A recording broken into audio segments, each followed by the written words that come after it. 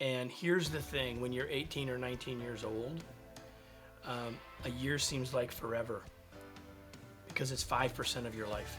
We can be patiently persistent. I'm not suggesting that you should be passive, but I am suggesting to try to understand that the world doesn't necessarily move at the speed you think it's going to. I'm Mark Cook, president of Windfall Partners. We get leaders unstuck and thriving with their teams. After turnarounds as chief executive, the largest ever studies of award-winning leaders, a New York Times bestseller, and 5-star keynotes, I've coached 4,000 client wins at top brands. My Bold Encounters is an advanced system for leading. First, powerful steps on a path forward. Second, problem-solving skills that beat obstacles fast. Now, lead with Bold Encounters today. Welcome to Bold Encounters. Today I have Kevin Eikenberry, and he is very interesting to me for a couple of reasons on behalf of you, the audience. First of all, he is in my line of work. He's in a very similar business consulting, leadership, mostly consulting practice for 31 years. 31 years, which means he creates revenue doing ideas. And ideas are extremely powerful. You have to get the right ideas to make revenue work, and people want it. And Kevin has done that. In fact, he's got a new book out we're going to talk about that is doing quite well, and we're going to hear the secrets in that. We're going to talk to Kevin about that. But I want to tell you, Kevin, before I introduce you and give you a chance to clean up anything I do to introduce you wrong, I want to tell you something else that's really interesting about this recent project of yours that caught my attention. Years ago, when I was studying my own leadership thinking and going through things, Noah Harari, I'm mispronouncing his name, I always do, but he came up with this idea as someone who studies academically, very rigorously, what makes humans different than everything else on the planet. And he didn't say it's our intelligence. He said, you know, intelligence, we have a lot of intelligence, but if you sit on the couch all day, it doesn't matter what your prefrontal cortex is like. So that describes you a bit, your persistence and your go-get-emness. The other thing that is interesting about that idea of his is that he says the thing that differentiates us is flexible cooperation. That's what sets us apart. Is that apes, our closest relatives, have a system. They kind of follow it within very specific parameters. But if you put 15 apes in a football stadium and you throw a stranger in, it's not going to go well. And humans go in that same stadium every week, and we get along for the most part. There's 2 apes that get thrown out of the game. But, you know, we do okay. And so flexibility and this idea that you're going to talk to us about, flexible leading work, flexible leadership, flexible leading people, I love that idea. The second thing that attracted me to your concept is the ideas that leadership has some different flavors. So with those ideas setting you up, how are you doing? And what do you think about your career? Well, Mark, I'm doing great, and I'm glad to be with you. That's one of the reasons I'm great today. How could I not be? I'm having the chance to chat with you, and I'm looking forward to it. And you know, I have nothing to clean up about what you've made observations about my career. Nothing. I don't have to clean anything up there. I have been doing this work for a long time, and have the good fortune of leading a team of folks that help me do that, or that we do it together, really more accurately, around the country. And so, yeah, I've been spending a lot of time thinking about what it means to be a more effective leader, and I've been thinking about that for 30 years. But you know, as you have more time and perspective and chance to work with more and more leaders, you get new insights into that. And I ultimately believe that what we need to do is realize the fact that if the world is changing, then the way we've always led is probably not going to be successful. Like, think about it this way, Mark. If we go back roughly 5 years ago, about the time the world all changed with COVID, right? It's a little more than years now, but we all remember when that happened, right? Yes. When the world of work changed in a weekend, basically. So like if however you were leading in the beginning of 2020, let's say that you have maintained your approaches and you've maintained the way in which you lead and your leadership identity hasn't changed.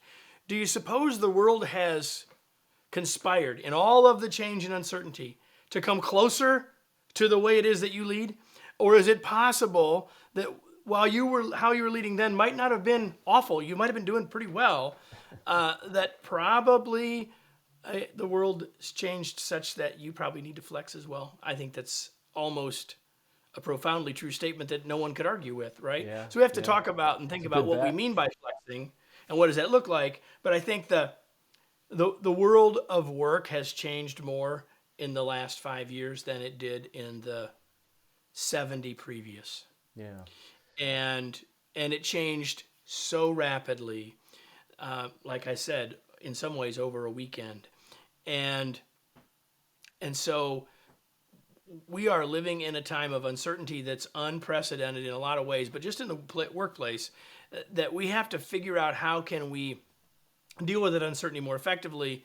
And I would propose that being able to flex is a big part of that. Yeah. Well, it's two insights based on what you said to start and to lead you somewhere I'm very curious about. First of all, my city was not the epicenter of the pandemic, but Rudy Gobert was on the Jazz at the time, and he grabbed that mic and he started being playful, tried to be friendly, goofing around. He was a young kid. I have had the chance to talk to him. He's a wonderful person. I have a dear friend that works for him still, and he's actually a really wonderful person. But that was a moment. That was the weekend, and I remember it very well. I was watching the TV when it happened, and there it was. And they emptied the stadium instantly, and it all started there. Anyway, so yeah, I was in Indiana. I live in Indianapolis, and the Big Ten championship weekend was here, and they brought the teams onto the court that Friday morning, and then they sort of didn't start, and they didn't decide what they're going to do. Then they sent everybody home, and that was it. And it was the night after Rudy made his comments in Salt Lake. So yeah. I mean, there's so many things about it that were really pretty surreal, right? And I made the comment that things changed more in a weekend than they did in the previous 70 years. And there's actually about an 80-year rhythm to how society viewed work changing, and it took about 80 years to get all the way to work is kind of based around this 5 days a week, 40 hours a week, Monday to Friday kind of thing. Because before that, the model was 6 days a week, 10 to 12 hours a day, right? And so it took about 80 years to get, and Industrial Revolution helped us get to that.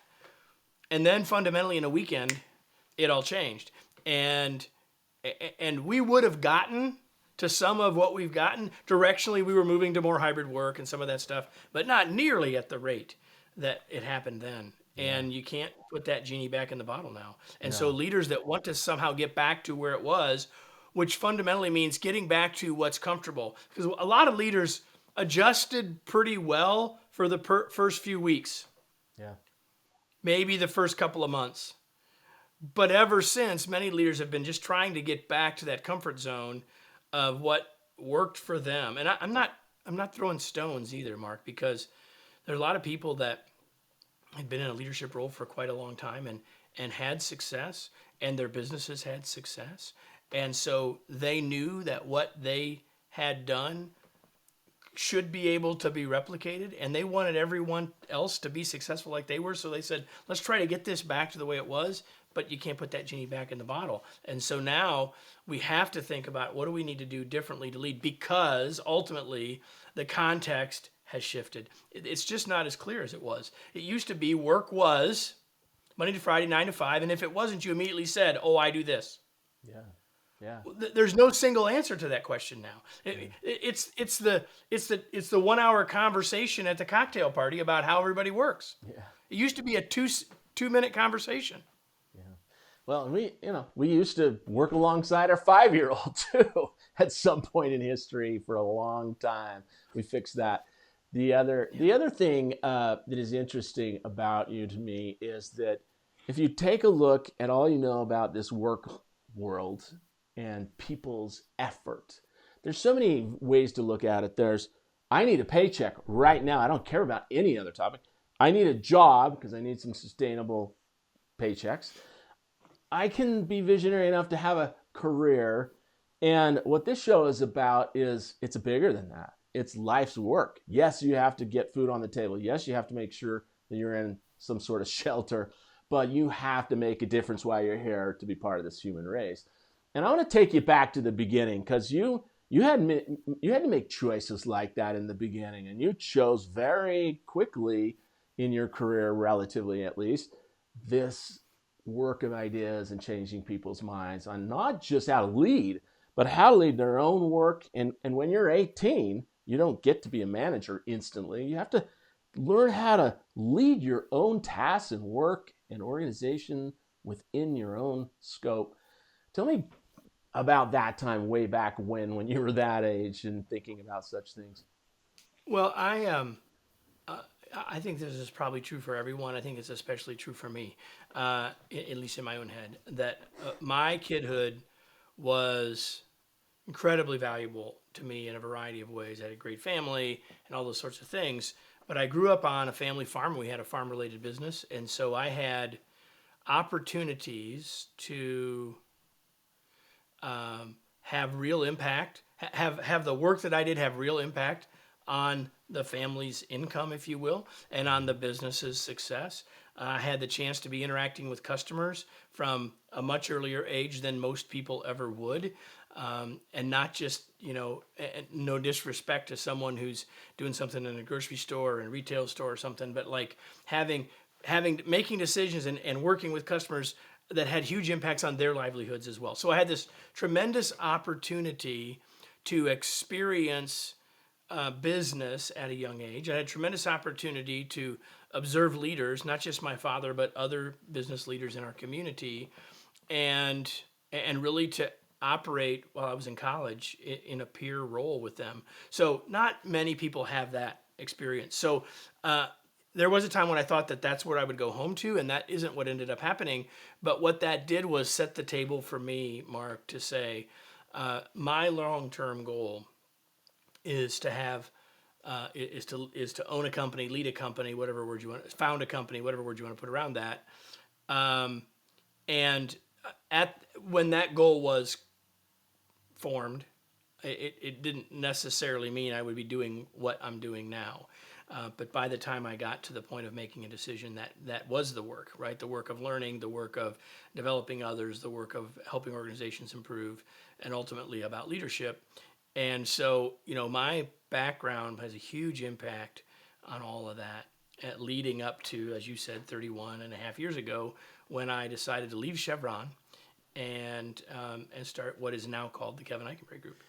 Well, before we get to your current concepts, I want to ask you about when you did kick this off. It's interesting to me. It's a very challenging thing to go out on your own. No one's providing you the waste paper baskets or the toilet paper. And it's a very abrupt thing to all of a sudden end up on your own. And to make that choice to go out on your own and help people with ideas is quite a significant thing.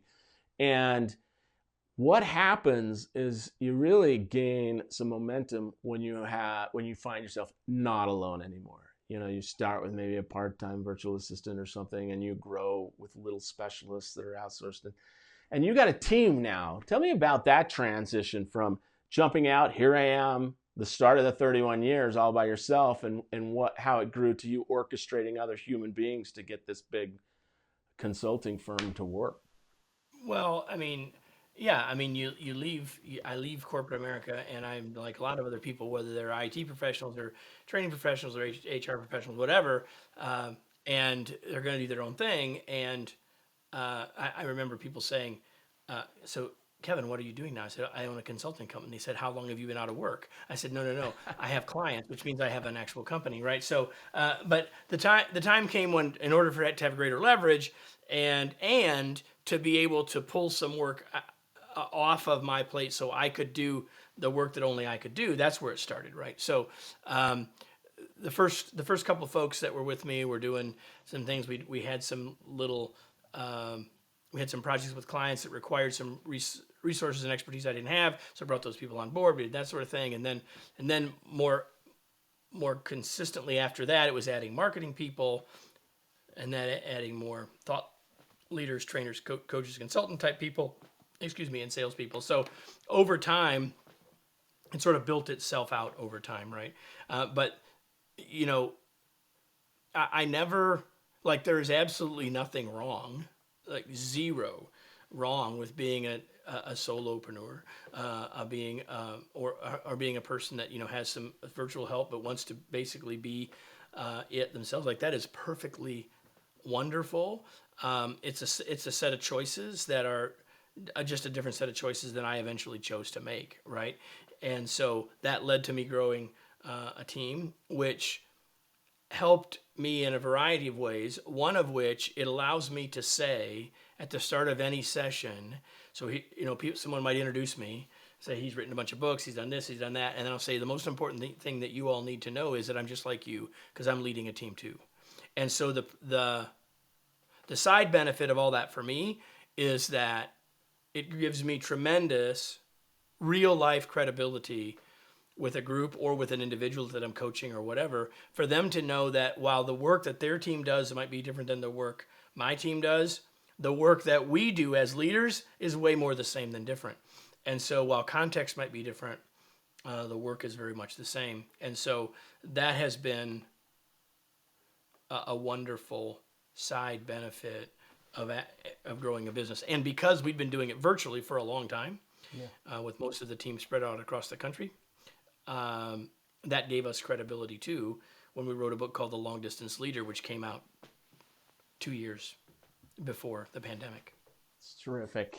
Before we get to the practical assignments you're going to give us later, perhaps you could tell us about your 3 pillars with this new project and how you feel in general.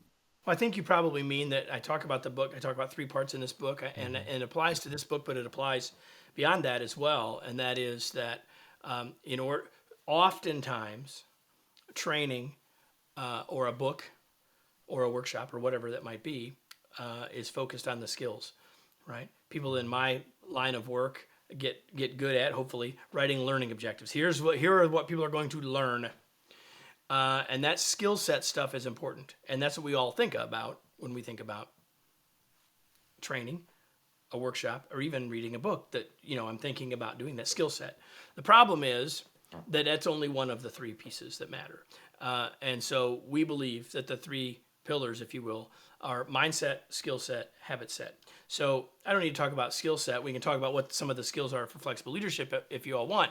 But let's think about this more generally, right? Okay. If someone is going to apply a new skill, it has to match with what they believe about the world, or they won't take action. So I could teach someone almost anything intellectually. Not just me, any of us could teach someone else something intellectually. But what's the value in that if they are basically opposed to it in some way, shape, or form in their head? Because if they don't see it being valuable, then what's the point? Even if they could still pass the test, right? Like, it's not just about that. So mindset has to match the skill set. And I find in training that we do more and more that if you were to block out how much time is spent on what you might call mindset stuff, it's a larger and larger part of what we're doing. Why? Because if we don't get people aligned on that, then the skills that we're giving them, they're never going to apply.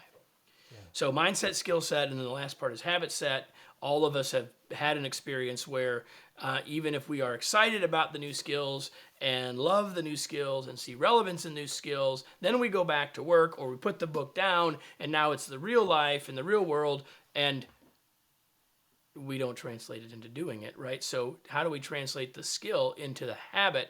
There's what some people call the knowing-doing gap.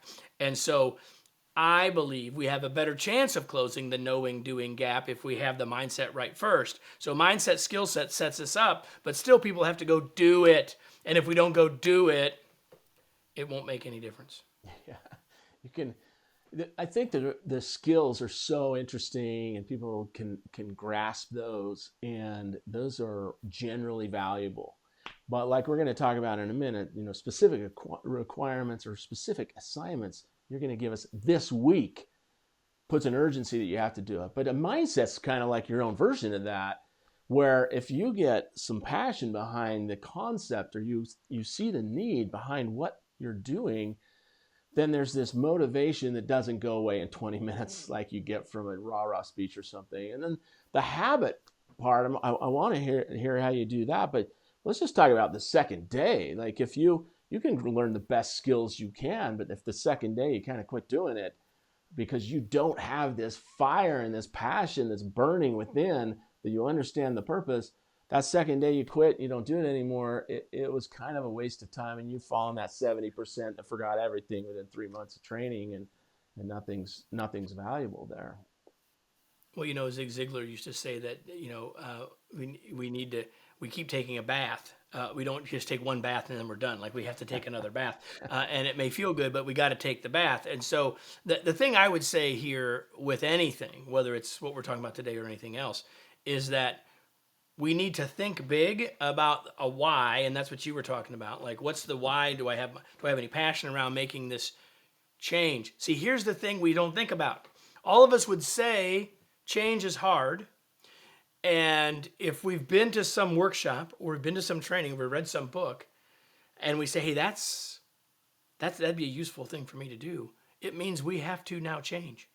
And if we've been leading for 5 years, 8 years, 10 years, 15 years, 20 years, then the new thing is coming up against our natural response, our auto response, our current habit. So we have to be in the business of changing the habit. And the passion and the purpose alone, while important, isn't enough. We have to say, okay, so we have to think big about what we're trying and why we're trying to do it. We have to think small about what am I going to change tomorrow? What's the one thing I'm going to do tomorrow? What am I going to do differently tomorrow than I did yesterday? And I'm going to build on that one thing at a time. And that's the only way we're really going to change habit, is one thing at a time. So I'd love you to go in, before you go into circumstance, I'd love you to talk about how you flex, the flexors, and some of those ideas that are really enlightening about how you should lead people. Well, the first thing here is that too often as humans, and therefore as leaders, especially in a complex, uncertain world, we try to come down to right answers. We were brought up and taught in school that there's a right answer, right? 2 + 2 = 4, right? There's a certain year in which Christopher Columbus landed in America, and we probably remember that was 1492. Like, there are answers, and there's a right answer. We try to get to the right answer, and so then we try to apply that more broadly. And so when we think about leadership, then we say, well, this is my approach, right? Great leaders need to be great communicators. Most everyone will say that, but most people, what that ends up looking like is they try to be really good talkers. Yeah. Right? Which isn't all of communication. It's part of communication. And so, for example, I need to be a really good talker. But don't I also need to be a really good asker? Right? And the answer to that is yes. And so we've created a paradox, right? Yep. Are great leaders talkers, or are they askers? Yeah. And I would suggest to you that the correct answer is both. And so much of how we think about the world is this or this.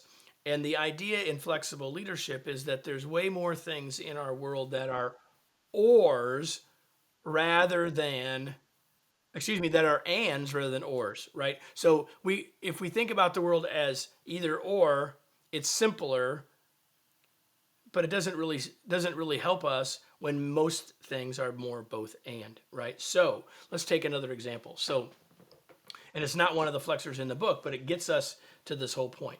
Yeah. So if we say leaders should be flexible, and most everyone would say at some level that makes sense. But at some point you're saying, but wait a minute, aren't we supposed to be consistent? Aren't we supposed to be stable? Aren't supposed to people know where we're coming from? Like, we can't be all willy-nilly, can we? So shouldn't we be consistent? Like that idea of flexible sounds good, but like shouldn't I have like a way that I do it, and it shouldn't be something that's not going to be a surprise to people? So that leads to, should I be consistent or should I be flexible?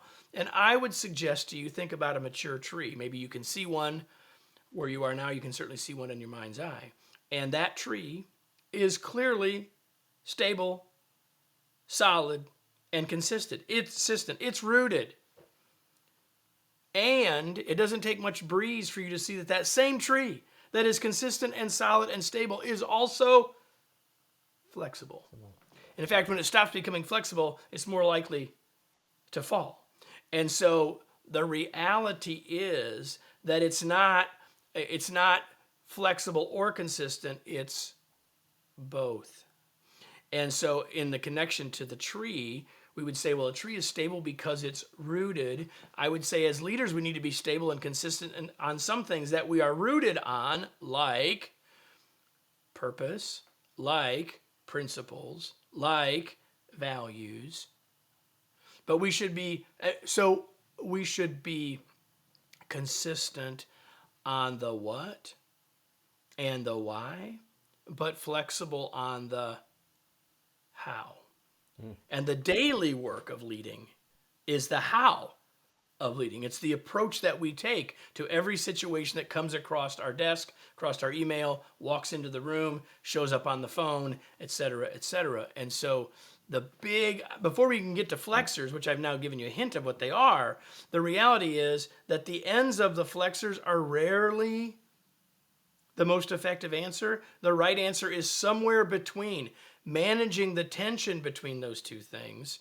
And where we need to lean on that flexor should be based on the context of our situation, not our personal preferences, comfort zone, natural responses, what we think our leadership identity is. And that's the crux of all this, Mark. So when I suggest to people they need to become more flexible leaders, I'm asking you to make a really hard choice, because I'm asking you to go beyond your natural responses. That doesn't mean your natural responses are never helpful. It means they're not always helpful. Yeah. And so rather than just taking our natural response or doing what we would normally do or we have liked to do, we need to say, well, what will serve us best here? Which might or might not be that same thing. Yeah. I love that example of the tree and the examples you've given about this. The way that I have thought about it is you have to have a fundamental philosophy. What is leadership supposed to do at this organization or in this job or in this commercial adventure that you're on? And you have to take a pause and a moment to go back to that in difficult situations that are trying to get you to flex to a circumstance that's brand new and unusual, because those usually don't change, like you're saying. The purpose, as I see it, is you've got an ideal client profile, but you haven't all the time defined the outcomes, and they can change over time. And if you always know that we're trying to help a certain number of people, and maybe the secondary, maybe the tertiary types of clients, but if we don't get the people we help best right, then what are we even doing at work? So it really has to have a leader should have a foundational philosophy, like you're saying, like the roots and the trunk, and then circumstances, like you say, you find in the middle. So how do you find the flexors? Tell us about the flexors and circumstances and kind of that last point. So we think about flexible leadership as having three parts. First is intention. Mm-hmm. Second is context. You said circumstance. I'll use the word context. And third is flexors. And so we've hinted a little bit at the flexors. But here's the idea. Like, I have to have an intention to realize I might need to flex. Because if I don't have that, if I don't have that mindset right, it's irrelevant. Like, if I'm not willing to consider something other than my natural response, we don't need to continue the conversation, right? But let's say that I recognize that there might be a need for me to flex. So I have come to think about this way, that everyone who's listening will recognize this situation. Someone comes to you with a situation, a problem, or a question with your leader hat on, and you might have an initial reaction or thought or response, but part of you says, it depends. If you hear yourself saying it depends, or if you're thinking, well, it depends, what that's saying to you is you better look at what it depends on, because your response might flex based on what it depends on. Like every one of us have done that. Sometimes we've ignored the it depends and just gone forward. That's not being flexible. But when we hear the it depends in our head, the question is, well, what does it depend on? And that's the context of the situation. And so in the book, we talk about a framework to help us think that through. But fundamentally, what I'm proposing is that our world is more complicated and complex than it's been in the past, and yet we're still trying to treat it like it's clear. And so ultimately, less of the time is the best practice and the process that we've always followed going to work anymore. And so the question is, how different is it? And based on that, how might we need to flex? So we have to look at this map of what does the world show us? What does it depend on? What don't I know? Like all of us have had this experience, Mark. You look back at something that happened 6 months ago and you say, well, if I'd have known that, I'd have done something differently. Yeah. What we need to do sometimes is try to figure out what those that's were, or at least have a sense about what those that's were sooner. And if we can do that, we have to flex because we're saying, well, if this changes or this changes, we might have to do this differently. Yeah. Right? That's why everybody who tried to send everybody back to the office at some point after COVID, whether that was 2 years ago or 6 months ago or 6 weeks ago, it's not going so well. Why? Because the situation isn't exactly like it was before. Yeah. And it's never going to be like it was before. So to try to treat it like simply restating the policy we used to have isn't going to work. In fact, all the research is saying that whatever people have stated as their return to office policy, their offices aren't as full as those policies state. So even though we may have stated a policy, it's not really doing what we said we wanted it to do. And I would propose this because the context of the world of work is so different now that policy can't ultimately be successful. And if you really try to push it to be successful, there'll be all sorts of unintended consequences that later on you'd say, well, if I'd have thought about that, I might have done something differently. So what we're trying to do is figure out that a little bit more on the front end so we can avoid those unintended consequences. Yeah. Flexible Leadership's a great book, and I want everyone to read the detail of it, and I don't want you to give an executive summary of these flexors, but go deep on one and give us an example that you loved and you thought really nailed the point. Give us one of these Well, in depth. I'm gonna pick a flexor that includes a word that you don't probably have very often found in a leadership book. Yeah. So one of the flexors that we talk about in the book is what I call the truth grace flexor. So what's one end of this is there's the truth, there's the facts, there's an answer. And on the far end, the other end of that flexor is granting people grace.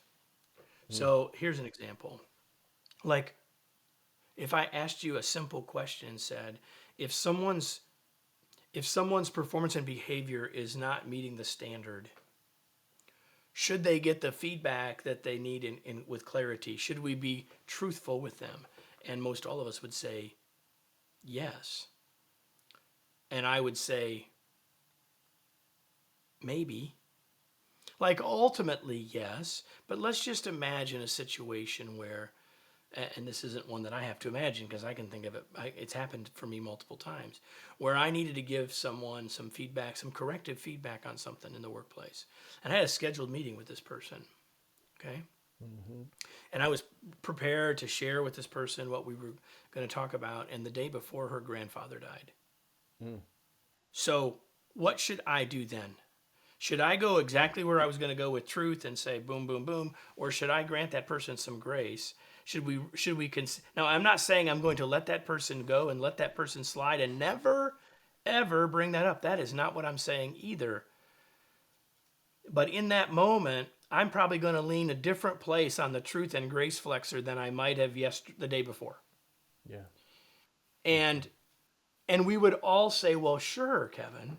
And yet there's 100 cases where it's not that obvious, but yet maybe I need to know a little bit more before I just say, here's what I'm seeing.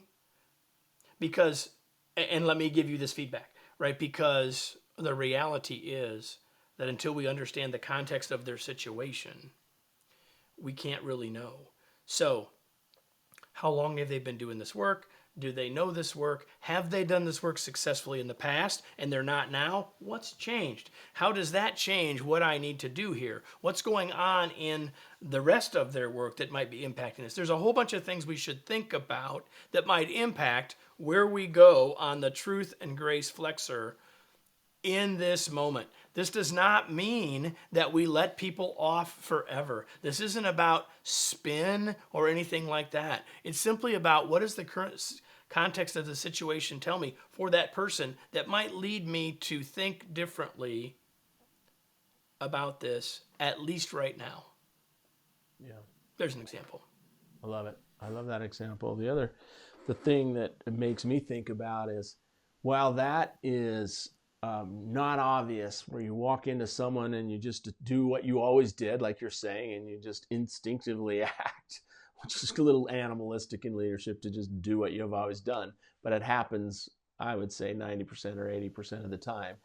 Sure it does. Yeah, Sure it does. yeah, And that's just human nature. Like yeah, I it don't is.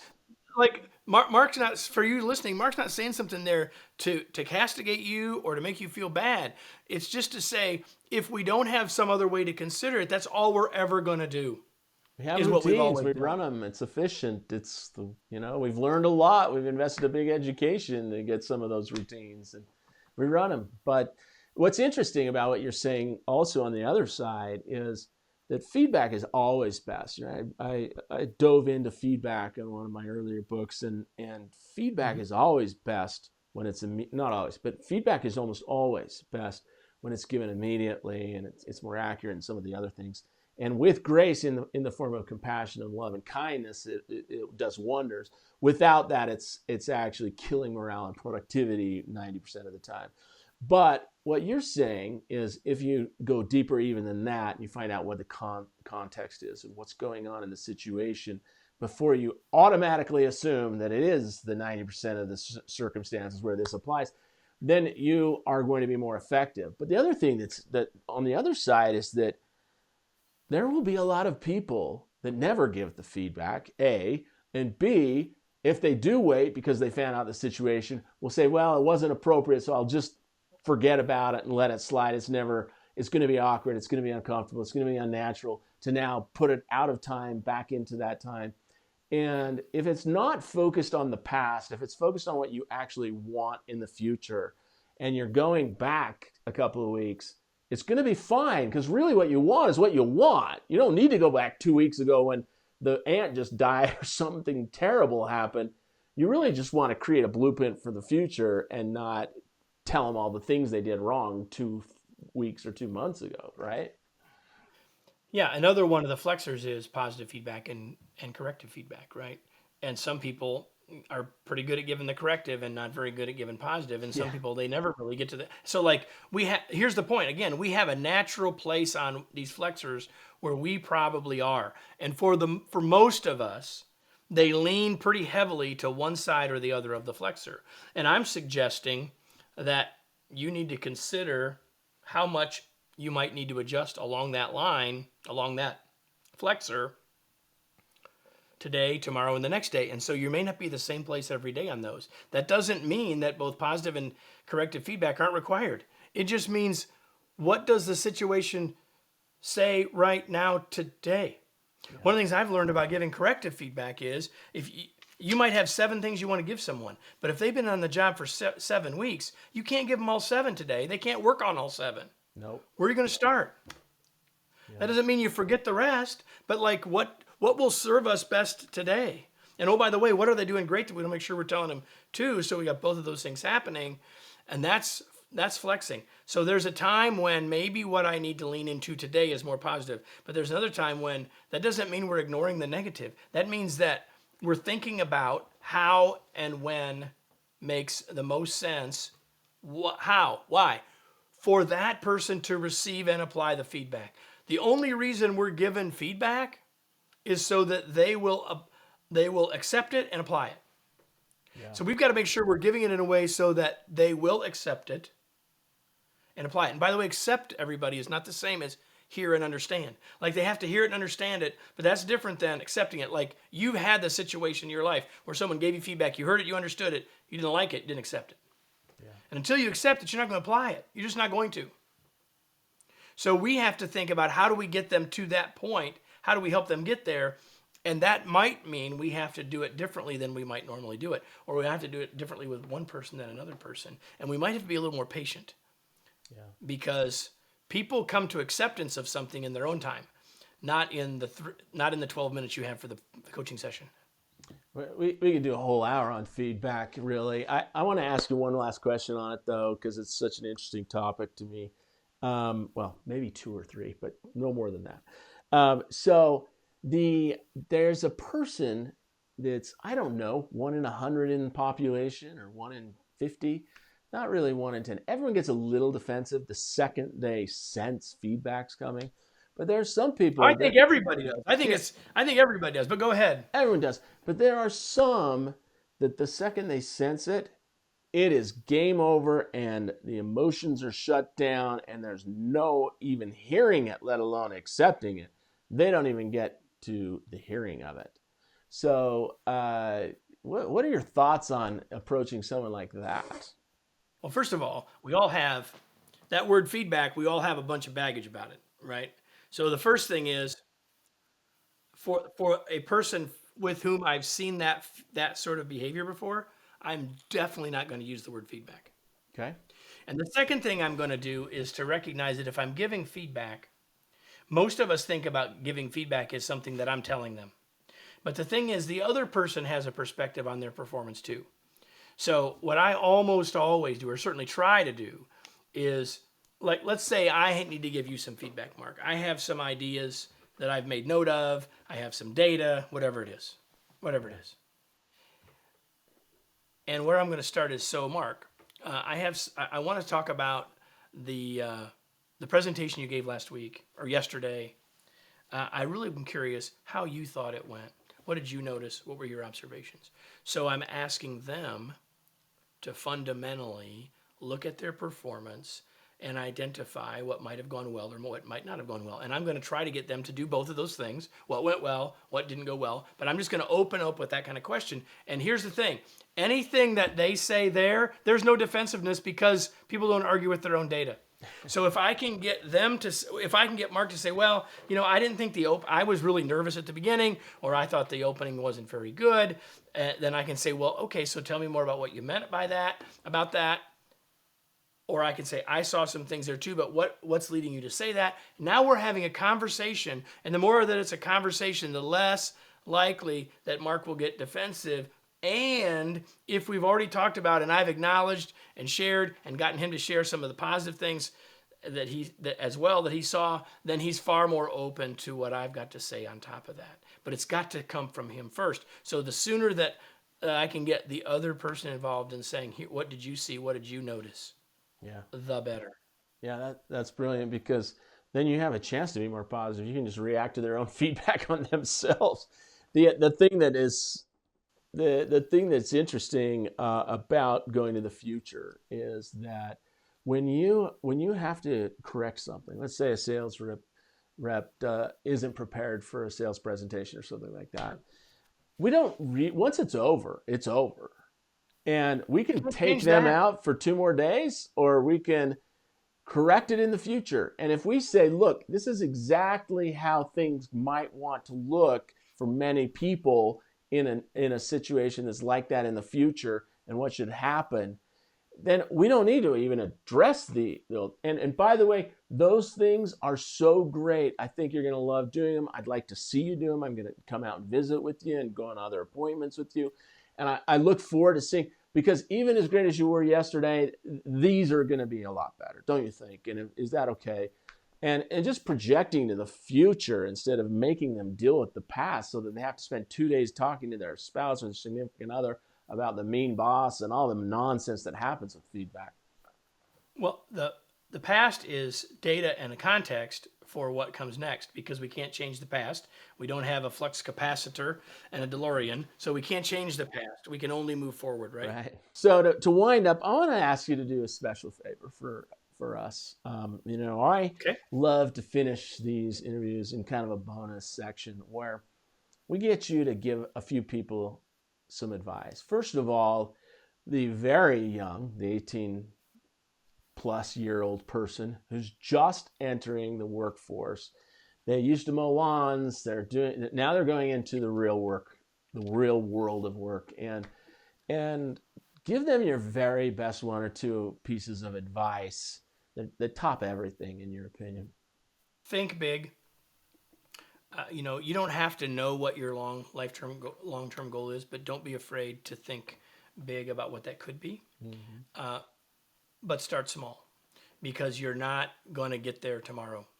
And here's the thing: when you're 18 or 19 years old, a year seems like forever, because it's 5% of your life. Wow. Right? And so we can be patiently persistent. I'm not suggesting that you should be passive, but I am suggesting to try to understand that the world doesn't necessarily move at the speed you think it's going to, right? So think big, continue to think about where you want to head, think about how the steps that you're taking are heading you in that direction, even if that place changes, but think small. I mean, think big, but do small, like one thing at a time, one day at a time. Well, you want to get better at something, work on that every single day. And if you keep working on that every single day, it won't take long, then you will make vast progress. If you know the idea of compound interest, Yeah. you know that continuing to invest small amounts and small improvements will yield big changes. The world doesn't change in big moments. The world changes one day at a time. Yeah. As long as it is every day at a time. Yeah. Okay, second person. Those are great pieces of advice, by the way. The second person is maybe they're 30 and they're getting their first chance to lead work and people. What are your top two pieces of advice for those people in that situation?